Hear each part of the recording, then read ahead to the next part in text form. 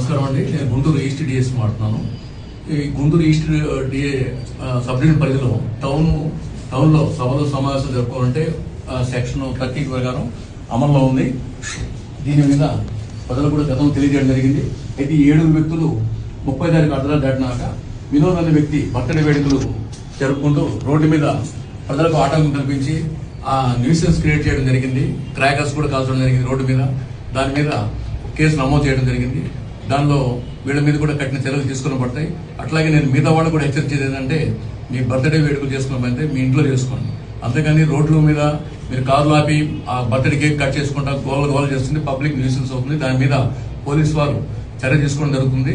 కాబట్టి ఎటువంటి బర్త్డే వేడుకలు కూడా మీరు రోడ్ల మీద చేసుకోకూడదు. అట్లాగే ట్రావెలర్స్ కి బళ్ళ మీద వెళ్ళే వాళ్ళకి ఆటంకం కలిగించకూడదు. దాని మీద కఠిన చర్యలు తీసుకోబడుతుంది. కాబట్టి ఎటువంటి పరిస్థితుల్లో మీరు ఇక్కడ రోడ్ల మీద మీ బర్త్డే వేడుకలు జరుపుకోకూడదని నేను హెచ్చరిస్తున్నాను.